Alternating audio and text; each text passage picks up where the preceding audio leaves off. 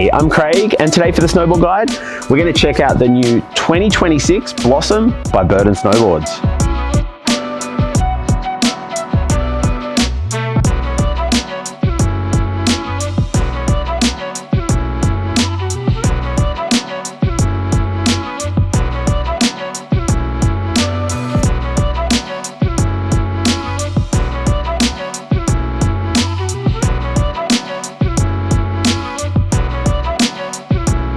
So this here is the 2026 Blossom by Burton Snowboards. And to be a little bit more specific, this is the Cherry Blossom. So Burton's done something really cool this year. All their boards, or most of their boards, come in two different graphics. So in the Blossom, this is called the Cherry Blossom, this like fire red graphic, and this cool art on the bottom. And you might have seen another one floating around the interwebs, which is like a blue and green graphic, which they call the frog. I think there's a frog on the bottom, it's blue and green. It's kind of cool. But yeah, I actually saw, who did I see? Zoi Sadowski-Synnott. I hope I didn't mince that name. I saw her riding it when I was over in Mammoth this year, and I just love the way the red looked going through the snow, and I was like, that thing looks epic. I've got to check that out. And I wanted a Blossom for a few years, which I'll talk more about later. So that's why I ended up with the Blossom, and I ended up with the Cherry Blossom graphic. What's also really cool about the Blossom is you might notice in Burton's range, in lots of board brands ranges, they have male and female specific boards. So if you look at Burton, you're going to have the Custom, which is generally a men's board, and you're going to have the Feel Good, which is generally a women's board.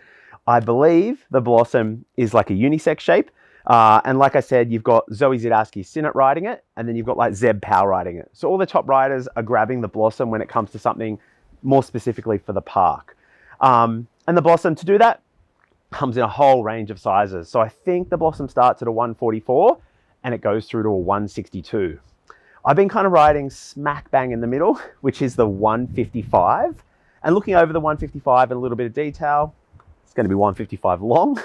Waist width is 25.1. Your nose and tail widths are 29.3. And it is a traditional camber board. Big fan of camber. I'm a little bit old school. I like the way it feels. I like the predictability. I like the way it pops off jumps. I like the way it springs into turns and controls your edge when you want to go fast. I like checking out other stuff, but I like coming back to camber where I can. Also with the Blossom at a 155, that waist width's at 25.1. It's definitely not a wide board or a mid-wide, but I ride a medium Cartel X binding and a size 10 ion boot, and there was no trouble with heel or toe drag. It felt really good. So if you're a bigger boot, like a 10.5 to 11, you might want to look at something a little bit longer and wider or whatever. But at a size 10, the 155 felt absolutely perfect. Like I mentioned as well, I was riding the Cartel X binding with the EST. Big fan of the Cartel X. For years now, I rode the Malavita binding. They got rid of the Malavita from the lineup, and I was looking for something else, and the Cartel X has kind of been what I've been going for. Enough stiffness to have control. I'm a heavier guy at 95 kilos, but not too stiff that, it doesn't have flex and responsiveness when I'm in the park and I don't want something too stiff.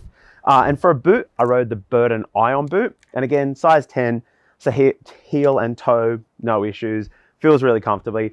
And I really like the EST technology. Gives you lots of changes around, maneuverability around foot placement and that. But what I actually do like is under your foot, you just have foam rather than hard plastic.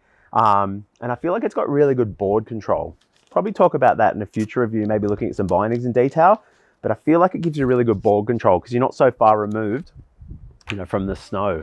But anyway, that might be a conversation for a later time.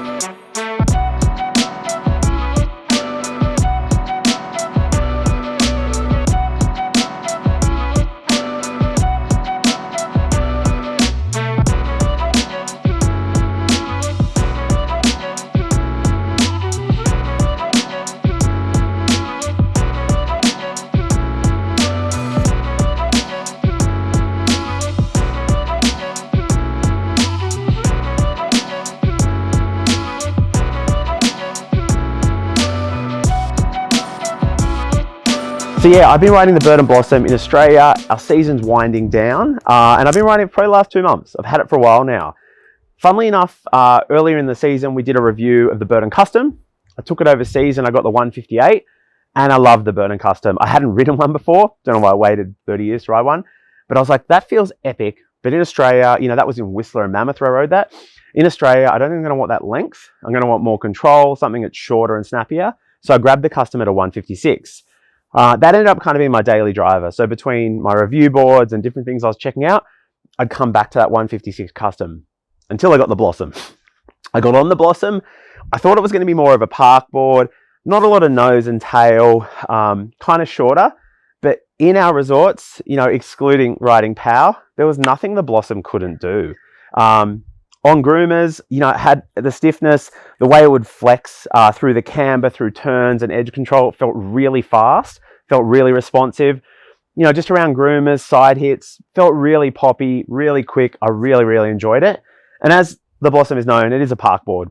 And I felt the Blossom gave really good control in the park. Whether riding regular, switch, I felt really in control and there wasn't too much it couldn't do. Saying that, what I really liked about the Blossom, and you know, it's not alone, other boards do this as well. Some boards take like a period of adjustment, you know, a few runs, a few weeks, days, whatever, getting used to. Day one, maybe even run one, the Blossom felt like a board I'd ridden 100 times. There wasn't really any adjusting to it. There wasn't too much it couldn't do. On groomers, all that sort of stuff, the Blossom felt absolutely epic. Only downside, if I have to say one thing, it does have a really short, not a lot of nose, and obviously not being set back or directional. You know, when I did ride it in some softer, heavier kind of powder type snow, there's not a lot of nose, but you know, it's not really a board I grab for powder. It really is at home in the park and the whole sort of mountain. But you know, if you want to go for a pow day, maybe set your stance back a little bit, give yourself some nose so you've got some float, but it's not a board you really be grabbing for powder anyway. Overall, I've absolutely loved the Burton Blossom. I've been wanting one for a couple of years now, and about 2 years ago, I was in a shop and I was looking at it, and I don't know if it's changed or whatever, but I just remember at the time chatting to the guy and he's like, oh, you're a heavier guy, it's going to be too soft for you. Definitely wasn't. I'm 95 kilos. They say it's stiff, aggressive. I don't know if it gives a rating, but probably like an 8 out of 10. It's one of the stiffer boards. I think it does rate stiffer than a custom, which I've been riding. So it felt perfectly fine. You know, I could have gone longer. I think the next size up to 158. But like I said, the resorts I'm riding it in, the mountains, they're small. I'm spinning on side hits. I'm just having a bunch of fun. I don't need a lot of like length or edge or whatever. So the 155 felt absolutely perfect.